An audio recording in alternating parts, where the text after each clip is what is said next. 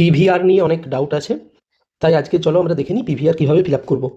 Again, এটা কোনোভাবে advice বা গাইডলাইন নয় যে আমি যেভাবে ফিল আপ করছি। এটা কেবল ইন্ডিকেট করছে যে আমি এইভাবে ফিল আপ করবো, এবং যদি আমার এই ফিল আপে কোনো কারেকশন নিডেড থাকে আমাকে অবশ্যই বলে দিও, সেটা আমার জন্য হেল্পফুল হবে। এবং অবশ্যই কোনো ট্রাস্টেড সোর্স থেকে জেনে তারপর নিজেরটা ফিল আপ করবে। তো চলো শুরু করা যাক। তো পুলিশ ভেরিফিকেশনের রোলের ক্ষেত্রে ফার্স্টে আছে ক্যাটাগরি। যে ক্যাটাগরির UR, SC, ST, OBC, EWS, PWD. Serial number মানে যে প্যানেল বার হয়েছে 29 পেজের, তাতে তোমার নাম কোন প্যানেলে আছে। যদি ইউআরের 514 জনের মধ্যে থাকে তাহলে ইউআরএ লিখবে, 514 মধ্যে যত নাম্বারে আছে তত নাম্বার লিখবে। যদি সাপোজ এসসির ক্ষেত্রে আছে তোমার 124-এ, এসসি লিখবে, 124 লিখবে, এইভাবে। ডান দিকে একটা পাসপোর্ট সাইজের ফটো দিতে হবে, এখানে জাস্ট আটকে দেবে, কিন্তু সেলফ অ্যাটেস্টেড বা কিছু লেখা নেই, তাহলে আমি অ্যাজিউম করবো যে অ্যাটেস্টেড নয়। Then name in full, name এখানে লিখবে, সারনেম এখানে লিখবে। যদি কারোর মিডিল নেম থাকে তাহলে এইভাবে লিখবে। এবারে নেম অফ দ্য পোস্ট, যে স্কোর কার্ড বেরিয়েছে সিবিটির, তাতে ক্লিয়ারলি মেনশন আছে জেনারেল ডিউটি মেডিকেল অফিসার, ব্র্যাকেটে জিডিএমও, তাহলে তুমি এইটুকু লিখলেই হবে। And service West Bengal health services, জায়গা আছে পুরো লিখতে পারো, মন গেলে শর্টেও লিখতে পারো, কোনো আপত্তি নেই। Present address in full, village, post, district, pin. যদি কেউ শহরে থাকো, house number, lane or street বা রোড যেটা থাকবে, ডিস্ট্রিক্ট, পিন। এবং তার সাথে আরেকটা দিতে হবে যে সিটি বা তোমার মিউনিসিপ্যালিটি। এক্ষেত্রে একটা জিনিস আমি মিস করে গেছি, ভিলেজ, পোস্ট, থানাটাও দিতে হবে। ভিলেজ, পোস্ট, বা আমি ভুল বললাম, সরি, এই জায়গাটা একটু কারেকশন করে নিও। ভিলেজ, থানা, ডিস্ট্রিক্ট, পিন। পিন মানেই তোমার পোস্টটা ইমপ্লয়েড হয়ে যাচ্ছে। এবং সিমিলারলি শহরের ক্ষেত্রে house number, lane or street, then থানা, দেন ডিস্ট্রিক্ট, দেন পিন। এবারে হোম অ্যাড্রেস ইন ফুল, এটা প্রেজেন্ট, এটা পার্মানেন্ট। যদি এক হয় সেম লিখবে, ডিফারেন্ট হলে ডিফারেন্ট লিখবে। এবারে এটা যারা অন্য কোনো কান্ট্রি থেকে মাইগ্রেট করেছে তাদের জন্য, আমরা কেউ মাইগ্রেট করিনি, যদি করে থাকো লিখবে, না হলে নট অ্যাপ্লিকেবল। এবারে particulars of places you have resided during past 5 years। Residence মানে মিনিমাম 12 months থাকতে হবে। তাহলে যারা হোস্টেলে ছিলে হোস্টেলের ডিটেলস দেবে এবং ডিউরেশন দেবে। যদি কেউ বাড়িতেই ছিলে ফুল ডিউরেশন, তাহলে সিন্স বার্থ টিল ডেথ, এই কারেন্ট অ্যাড্রেস বা পার্মানেন্ট অ্যাড্রেস যেখানে ছিলে সেটাই লিখবে। এবারে অনেকের যেটা সমস্যা, যে আমি ছিলাম হোস্টেলে কিন্তু হোস্টেল ভেরিফিকেশানের দেরি হবে, আমি কি হোস্টেল লিখবো? ডেফিনেটলি লিখবে, লেখাটা উচিত, কারণ তুমি হোস্টেলে ছিলে, এটা তোমার গোপন করার কোনো মানে ইনসেন্টিভ নেই। তুমি হোস্টেলে ছিলে সেটা আইডিয়ালি লেখা উচিত, এবং আমি লিখবো, এবার তোমাদের ডিসিশন। এবারে father's name dash dash with Alice যদি কোনো থাকে, present postal address, present, village plus post, district, pin. Permanent home address, different হলে আরও লিখবে, যদি সেম হয় ডু বা সেম অ্যাজ অ্যাবভ লিখে দেবে। প্রফেশন অফ ফাদার, যা সেটা লিখবে। যদি কোনো গভর্নমেন্ট এমপ্লয়ি না হন বা সার্ভিসে না থাকেন, এটা নট অ্যাপ্লিকেবল। যদি থাকেন তার ডেজিগনেশন এবং অফিসিয়াল অ্যাড্রেস, মানে suppose principal, medical college Kolkata, 88 college street, এই। এবারে ন্যাশনালিটি, তোমার বাবার, মায়ের, হাজব্যান্ড, ওয়াইফের, যারা unmarried, husband wife not applicable, বাবা ইন্ডিয়ান, মা ইন্ডিয়ান বা অন্য কিছু হলে সেটা লিখবে। এবারে ডেট অফ বার্থ, তোমার যা ডেট অফ বার্থ সেটা লিখবে, এবং এর সাথে অ্যাটাচ করবে বার্থ সার্টিফিকেট বা মাধ্যমিকের অ্যাডমিট কার্ড, বা অন্য কোনো যদি বোর্ডে থাকো তার 10th অ্যাডমিট কার্ড, যে কোনো একটা।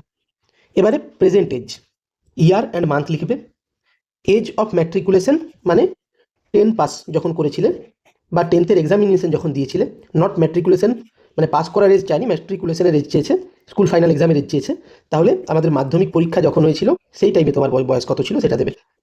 প্লেস অফ বার্থ, হসপিটালের নাম যদি জানো সেটা দিতে পারো, না দিলেও কোনো সমস্যা নেই। Village and post dash district dash state dash, চাইলে পিন অ্যাড করতে পারো, না চাইলে নাও করতে পারো। District and state where you belong, এটা জন্মেছো কোথায়, এটা থাকো কোথায়, এটা পার্মানেন্ট। দুটো যাতে ওরা কম্পেয়ার করতে পারে তাই আবার তোমাকে দিতে বলেছে। এই এবারে সিলেক্ট ইওর রিলিজিয়ন, তারপরে এটাই দেখবে তুমি যে মানে কোনো মানে ক্যাটাগরি রিজার্ভেশন তোমার আছে কি নেই। ইউআর হলে নেই, অন্য ক্যাটাগরি হলে আছে। ইউআরের মধ্যে ইউআর ইডাব্লিউএস এবং পিডাব্লিউডি ইনক্লুডেড। এবারে যদি থাকে এইভাবে ব্র্যাকেটে লিখে দেবে কোন ক্যাটাগরি। এবারে এডুকেশনাল কোয়ালিফিকেশন, এক্ষেত্রে দুভাবে লেখা যায়। যারা মাধ্যমিক এবং উচ্চ মাধ্যমিক মানে 10th আর 12th আলাদা আলাদা স্কুল থেকে লিখেছো মানে পড়েছো, তাদের জন্য এক্ষেত্রে লিখবে এবিসিডি মানে যে স্কুলের নাম, date of joining to date of leaving Madhyamik. আরও সেকেন্ড লাইনে লিখবে যে পিকিউআর স্কুল মানে অন্য যে স্কুল থেকে তুমি এইচএস করেছো তার date of entering, date of leaving. এবারে যারা একটা স্কুল থেকেই করেছো দুটো, এক্ষেত্রে কিন্তু আমাদের চেয়েছে নেম অফ স্কুল এবং সেই স্কুলে তুমি কোন এক্সাম পাস করেছো। রিভার্সটা হলে যদি আগে দিত name of examination past from which school, সেক্ষেত্রে যদি আমরা মাধ্যমিক এইচএস দিতাম সেম স্কুল দুবার আমাদের লেখার প্রয়োজনীয়তা ছিল, মানে মাধ্যমিক এবিসিডি এইচএসও এবিসিডি, এটার প্রয়োজনীয়তা ছিল। কিন্তু এক্ষেত্রে তোমার কাছে জানতে চেয়েছি তুমি কোন কোন স্কুলে গেছো বা কলেজে গেছো এবং সেখান থেকে কী কী এক্সাম পাস করেছো। স্কুল তুমি একটাই গেছো, সেখান থেকে দুটো এক্সাম তুমি পাস ডেফিনেটলি করতে পারো, তাই একটার হতে লিখলেই হবে। তো যে ডেটে এন্টারিং, ডেটের দরকার নেই, মান্থ দেবে, এবং ডেট অফ লিভিং, ডেটের দরকার নেই, মান্থ দেবে। সিমিলারলি কলেজের ক্ষেত্রেও তাই, যে college, date of entering, date of leaving, examination pass MBBS. বা তারপরে যাদের এমডি করে যারা এসআর হয়ে এখন আছো, তারা আরও একটা কলেজের নাম দেবে সিমিলারলি, এমডি বা এমএস যেটা পাস করেছো সেটা লিখবে। এবারে if you have any time employed, employed মানে হাউসটাফশিপ কিন্তু এমপ্লয়মেন্ট না, ওটা আমরা স্টাইফেন্ড পাই। এবারে যদি কেউ এমপ্লয়েড হয়ে থাকো, গভর্নমেন্ট যদি কোনো জায়গায় জব করো, সেটা ম্যান্ডেটারিলি দিতে হবে। প্রাইভেটে যদি তুমি কোনো জায়গায় কন্ট্রাকচুয়াল বা কোনো হসপিটাল ডিউটি করো, না দিলেও চলে যাবে। আর যদি কোনো জায়গায় না করো এইভাবে কেটে দেবে, বা নট অ্যাপ্লিকেবল লিখে দিতে পারো। এবারে have you ever been convicted by a court of any offence or chargesheet by the police in connection to any crime, যদি হয়ে থাকো ইয়েস লিখবে, এবং ফুল মানে কী ক্রাইমের জন্য কনভিক্টেড হয়েছো for dash dash dash dash dash, বা যদি কোনো আইপিসি বা বিএনএসের ধারা থাকে সেটা লিখবে, যদি না হও তাহলে নো লিখবে। এবারে name two responsible persons of your locality or two referees to whom you are known. Referees মানে যার কাছে পুলিশ গিয়ে তোমার কথা জিজ্ঞেস করবে। তো এদের যাতে একটু আধার কার্ড, ভোটার কার্ড, এই জিনিসগুলো একটু ঠিকঠাক থাকে এমন লোক দেখে চুজ করবে, কারণ পুলিশ যাদের আইডেন্টিটি মানে সিওর হওয়ার জন্য জিজ্ঞেস করতে পারে।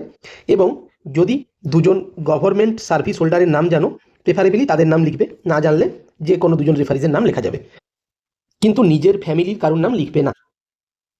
এবারে এই জায়গাটা তুমি সার্টিফাই করছো,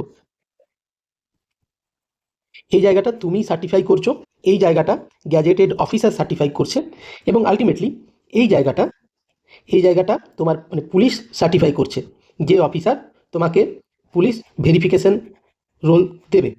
এটা আমরা যা যা ফিল আপ করছি এগুলো আলটিমেটলি এই পুলিশ অফিসারের সই লাগবে এখানে, বা ইস্যুইং অফিসারের সই লাগবে, এবং তারপরে এই পিভিআর ফর্মটা ভ্যালিডিটি পাবে, এবং তারপরে তুমি চাকরি পাবে। তাহলে এই সেকশনটায় জাস্ট ডেট, প্লেস, প্লেস মানে যদি তুমি সাপোজ নর্থ এই কুচবিহারে থাকো, এই সিটি বা এই গ্রাম ডট কুচবিহার ডিস্ট্রিক্ট, এইটুকু লিখলে হবে, আর কিছু লেখার দরকার নেই। এবং সিগনেচার, তোমার সিগনেচার। এই পার্টটা গ্যাজেটেড অফিসার সার্টিফাই করছে। গ্যাজেটেড অফিসার কত রকমের হয় তোমরা সবাই জানো, না জানলে যে কোনো গভর্নমেন্ট স্কুল হেডমাস্টার, বিডিও, প্রবাবিলি আইসি বা ওসি থানার, যে কোনো মেডিকেল অফিসার যারা গভর্নমেন্ট এমপ্লয়ি ইনক্লুডিং বিএমওইচ, কোনো প্রফেসর বা অন্যান্য সকল ডক্টর, এবং আরও অনেকে, এরা সবাই গ্যাজেটেড অফিসার। তারা কি সার্টিফাই করছে যে আই হ্যাভ নোন মিসেস বা শ্রী ও শ্রীমতী, তোমার নামটা তুমিই লিখে দেবে, সন অর ডটার অফ তুমিই লিখে দেবে, ফর দ্য লাস্ট কত বছর কত মাস এটা তুমি লিখবে না, ব্ল্যাঙ্ক রাখবে, যিনি সাইন করছেন তিনি লিখবেন। And that to the best of my knowledge and believe the particulars furnished by him or her. এক্ষেত্রে যেটা আমি অ্যাডভাইস করব, যিনি তোমার লোকালিটির তোমাকে চেনেন দীর্ঘদিন ধরে এবং গ্যাজেটেড অফিসার সেই রকম কাউকে যদি পাও, সাপোজ তোমার গ্রামের কোনো মেডিকেল অফিসার যাকে তুমি চেনো বা তোমার বন্ধু হতে পারে, বা তুমি যদি গভর্নমেন্ট স্কুলে পড়ো, আমাদের পশ্চিমবঙ্গে বেশিরভাগ স্কুল হচ্ছে গভর্নমেন্ট এডেড, সরকার টাকা দেয়, বাট নট গভর্নমেন্ট স্কুল।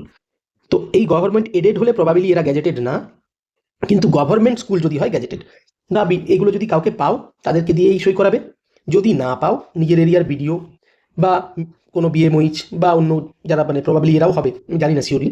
তো যাই হোক, ফার্স্ট প্রেফারেন্স যাকে চেনো, যে তোমাকে দীর্ঘদিন ধরে চেনে, না পেলে নিজের এরিয়ার।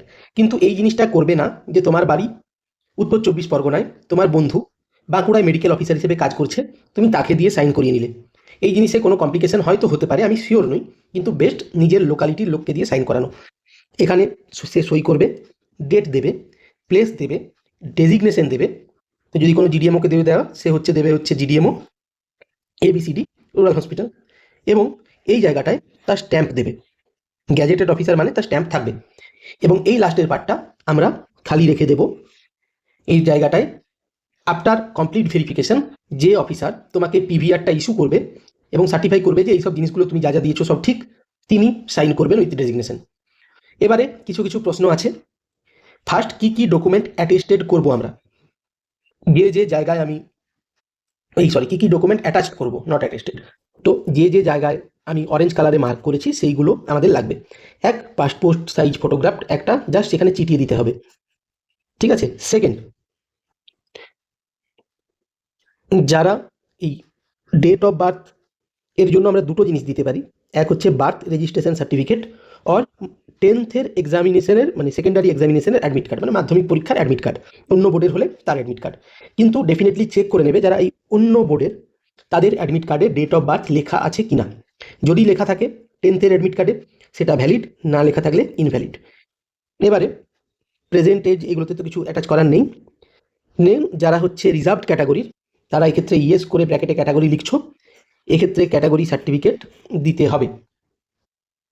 এক্ষেত্রে কিন্তু EWS PWD কিন্তু কাস্ট সার্টিফিকেট নেই তাদের, তারা দেবে না, এবং অন্য কোনো সার্টিফিকেট এখানে অ্যাটাচ করার দরকার নেই, কারণ স্পেসিফিক্যালি জিজ্ঞেস করা হয়েছে are you schedule caste, schedule tribe or OBC.